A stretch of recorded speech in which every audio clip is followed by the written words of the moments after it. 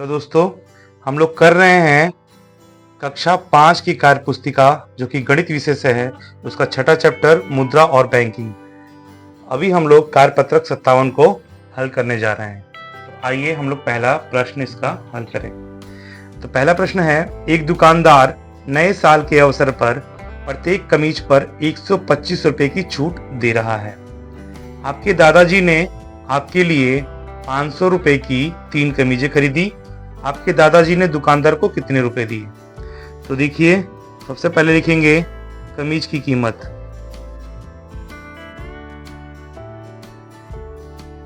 कमीज की कीमत कितनी है? तो कमीज की कीमत है 500 रुपए। तो अब है छूट देने पर एक कमीज की कीमत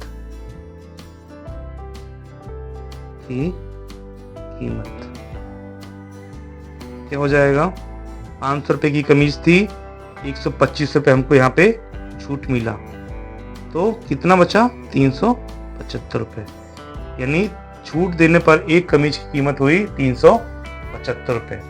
तो दादाजी ने कितनी कमीज खरीदी? तो कमीज खरीदी कितनी दादाजी ने? 3 कमीजें। कमीज खरीदी कितनी? 3 कमीजें खरीदी 375 के हिसाब से। तो जब इसको हम लोग गुणा करेंगे तो ये हमारा टोटल दाम निकल जाएगा कि दादाजी ने दुकानदार को कितने रुपए दिए। तो जब इन दोनों को गुणा करेंगे तो ये हो जाएगा 1125 रुपए। तो दादाजी ने दुकानदार को 1125 रुपए दिए तीनों कमीज के लिए। अगला प्रश्न है, आपके पिताजी के बैंक के खाते में 15,780 रुपए हैं। घर की जरूरतों के लिए 7,500 रुपए निकाल लिए। अब उनके बैंक खाते में कितने रुपए बचे? तो खाते में राशि कितनी थी? खाते में राशि तो थी वो 15,780 रुपए। जरूरत के लिए कितने निकाल लिए? निकाले कितने? निकाले हैं 7,500 रुपए। अब क्या है? शेष राशि बच गई कितनी खाते में? तो शेष राशि के लिए हम लोग क्या करेंगे? खाते में जो मौजूद राशि थी उसमें से निकाल देंगे जो निकाली गई राशि है, घटा देंगे उसको, तो ये हमारा आंसर आ जाएगा। तो आइए दोनों को माइनस करते हैं। तो 0 में से 0 गया तो 0, 8 में से 0 गया 8, 7 में से 5 गया 2, और 5 में 7 नहीं जाएगा, हाथ से लेगा तो ये हो जाएगा 15। 15 में से 7 गया तो हुआ 8, 8 7 होता है 15। तो हमारे जो पिताजी है उनके खाते में शेष राशि जो बची वो बची 8,280 रुपए। अंतिम प्रश्न है, आपको अपने जन्म दिवस के अवसर पर अपने वर्ग कक्ष के सभी 65 विद्यार्थियों को 5 रुपए प्रति की दर से टॉफी खरीदने के लिए आपके दादाजी ने 500 रुपए दिए। टॉफी खरीदने के बाद आपने कितने रुपए दादाजी को वापस किए? तो आइए इसको ज्ञात करते हैं। कुल विद्यार्थी कितने हैं क्लास में? कुल विद्यार्थी 65 हैं। इसके बाद टॉफी की दर कितनी है? तो वो है 5 रुपए प्रति पीस। तो टोटल हम इसका निकाल लेंगे इसको गुणा करके। तो जब गुणा करेंगे तो टोटल अमाउंट हमारा निकल जाएगा कि कितना रुपए लगा। 65 को हम लोग 5 से गुणा कर देंगे। तो 5 पंजे होता है 25, 25 का हुआ 5, हाथ से लगा 2, 6 पंजे 30 और 2 32।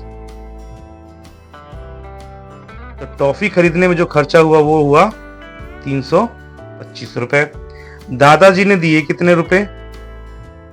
दादी जी ने दिए पैसे ज्यादा ही दे दिए थे। दादी जी ने 500 रुपए दिए थे, तो अब उनको वापस भी करना है। तो टॉफी खरीदने के बाद जो पैसे बचे वापस उनको वापस किया गया। तो कितने पैसे बचे? तो वो कर देंगे टोटल 500 में से 325 को माइनस कर देंगे। जब माइनस करेंगे ये आ जाएगा 175 रुपए। यानी टॉफी खरीदने के बाद दादी जी को 175 रुपए वापस किए गए। पत्रक 58 है अब हमारे सामने। प्रश्न है, हरप्रीत तथा उसकी बहन स्टेशनरी की दुकान गए। ये देखिए स्टेशनरी की दुकान है। आइए इसमें देखते हैं, चार्ट है, ज्योमेट्री बॉक्स है, बस्ता है, ये कलर है, ये पेन है और सबके दाम भी लिखे हुए हैं। आइए इसका प्रश्न देखते हैं क्या है। उन्होंने दुकानदार को निम्न सामान खरीदने के लिए किस प्रकार से भुगतान किया होगा, उसका मिलान करें।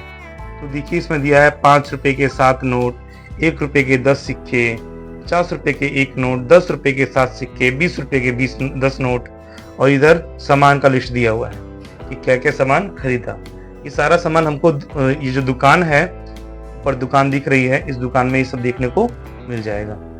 तो इसको हमको मिलान करना है कि कौन से सामान के लिए कितने रुपए दिए गए।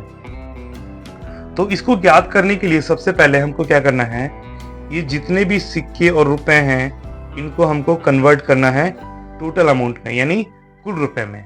इसके बाद हम लोग इसको आसानी से कर सकते हैं। तो आइए करते हैं।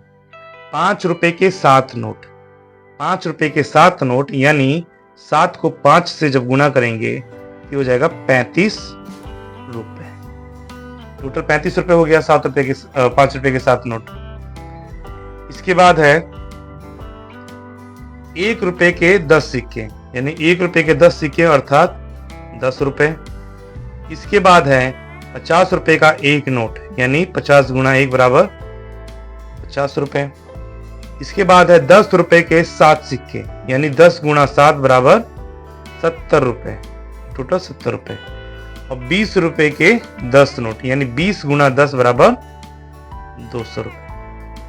तो ये हो गया हमारा रुपए में कन्वर्ट। अब इसको हम लोग आसानी से मिलान कर सकते हैं। यानी 35 रुपए का क्या खरीदा, तो आइए देखते हैं 35 रुपए में क्या था। तो 35 रुपए में देखिए यहाँ पे कलर का डिब्बा था, तो यहाँ पे 35 रुपए को हम लोग कलर से मिला देंगे। यानी 5 रुपए के 7 नोट से कलर खरीदा। उसके बाद 10 रुपए, 1 रुपए के 10 सिक्के, यानी 10 रुपए में क्या खरीदा, तो 10 रुपए में देखिए यहाँ पे चार्ट था। तो आइए करते हैं इसको भी। तो 10 रुपए में हमारा चार्ट आ गया। इसके बाद है 50 रुपए का 1 नोट, यानी 50 रुपए। तो 50 रुपए में क्या था, तो 50 रुपए में ये पेन था, तो इसको मिला देंगे हम लोग, 50 रुपए का पेन। इसके बाद 70 रुपए का क्या था, तो 70 रुपए का हमारा देखते हैं क्या था जी, हाँ जी ये रहा, 70 रुपए का ज्योमेट्री बॉक्स था, 70 रुपए का ज्योमेट्री बॉक्स। इसके बाद 20 रुपए के 10 नोट, यानी 200 रुपए। 200 रुपए का क्या था हमारा, तो 200 रुपए का था हमारा बस्ता। और देखिए यहाँ भी लास्ट में बस्ता है, तो बस्ता को हम लोग इससे मिला दिए। तो था ना ये मनोरंजक। तो इसी तरह से हम लोग और भी सवाल बच्चों को दे सकते हैं ताकि वो और अच्छे तरीके से इसको हल करें।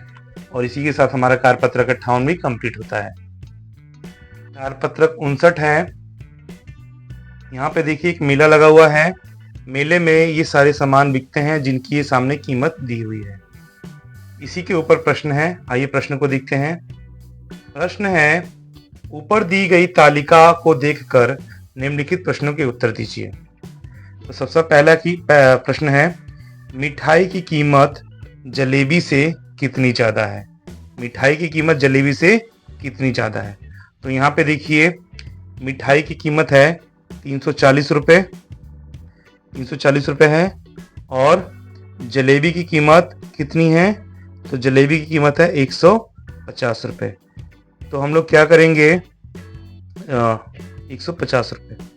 तो हम लोग क्या करेंगे, इसका आंसर निकालने के लिए मिठाई की कीमत जलेबी से कितनी ज़्यादा है निकालने के लिए मिठाई की कीमत में से जलेबी की कीमत को घटा देंगे। तो जब इसको घटाएंगे 340 में से 150, तो ये आएगा 190 रुपये। ये इसका आंसर हो जाएगा कि मिठाई की जो कीमत है वो जलेबी से 190 रुपये ज़्यादा है। अगला प्रश्न है, मेले में सबसे सस्ती और सबसे महंगी चीज में कितने रुपए का अंतर। तो आइए देखते हैं सबसे सस्ती चीज कौन सी है। तो सबसे सस्ती चीज है 20 रुपए की गुब्बारा और सबसे महंगी चीज है इसमें 340 रुपए की मिठाई। अब हमको क्या करना है, इन दोनों में अंतर निकालना है। तो अंतर निकालने के लिए क्या करेंगे हम लोग, जो सबसे महंगी चीज है 340 रुपए की मिठाई, उसमें से सबसे सस्ती चीज यानी 20 रुपए का गुब्बारा है जो घटा देंगे, तो आ जाएगा हमारा आंसर, ये हो जाएगा 320 रुपए। ये हो गया इसका आंसर। अगला है 1 किलोग्राम जलेबी की कीमत 150 रुपए है, तो 3 किलोग्राम जलेबी का मूल्य क्या होगा? तो यहाँ पे देखिए 1 किलो की कीमत है 150 रुपए, 150 रुपए, 3 किलो की कीमत, तो इसको हम लोग 3 से गुणा कर देंगे तो आ जाएगा इसका आंसर। तो ये होता है 0, 5 दिया 15 का 5, हर से 1, 3 1 3 1 4, 450 रुपए, यानी 3 किलो जलेबी की कीमत होगी 450 रुपए। अगला है सारी वस्तुएं खरीदने के लिए कितना मूल्य चुकाना होगा? तो हम लोग क्या करेंगे, इन सभी वस्तुओं का दाम जोड़ देंगे और बताएंगे कि कुल कितनी कीमत हमको चुकानी पड़ेगी। तो आइए जोड़ते हैं। जोड़ने के बाद जो हमारा अमाउंट बनता है वो बनता है 690 रुपए, यानी सारी वस्तुएं खरीदने के लिए हमको 690 रुपए का मूल्य चुकाना पड़ेगा। लास्ट प्रश्न है, यदि आपके पास 2000 रुपए है तो सभी वस्तुएं खरीदने पर कितने रुपए बचेंगे? तो देखिए टोटल हम लोग 2000 रुपए लेके गए हैं और सभी वस्तुएं खरीद भी लिए हैं, फिर भी हमारे पास पैसा बच गया है, तो कितना बचा है?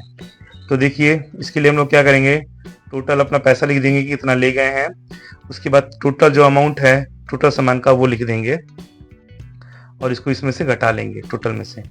तो जब घटाएंगे ये हो जाएगा 1310, 0 में से 0 गया 0, 0 में से 9 गया नहीं जाएगा तो हासिल लेगा, ये हो गया 10, 10 में से 9 गया 1, 10 में से 10 में माफ कीजिएगा 6, 9 बचा, 9 में से 6 गया 3 और ये बच गया 1, 1 का 1, तो ये हुआ 1310 रुपए।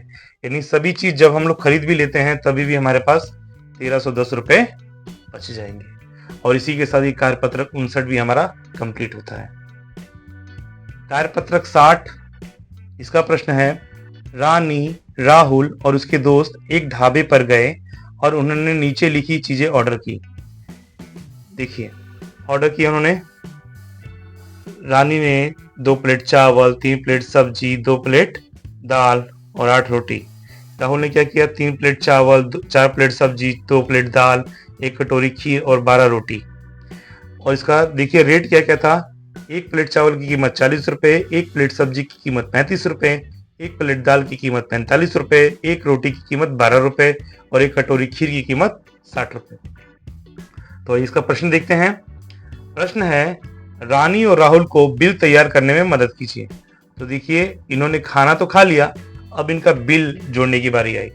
तो इनका बिल हमको तैयार करना है, ये मात्रा दी हुई है, ये वस्तु दी हुई है, यहाँ पे इसका रेट जो हमको ऊपर के हिसाब से लगा लेना है और जो मान लीजिए 2 प्लेट लिया है तो 2 से गुणा करके हमको यहाँ पे राशि लिख देनी है। तो चलिए इसका हम लोग बिल तैयार कर देते हैं।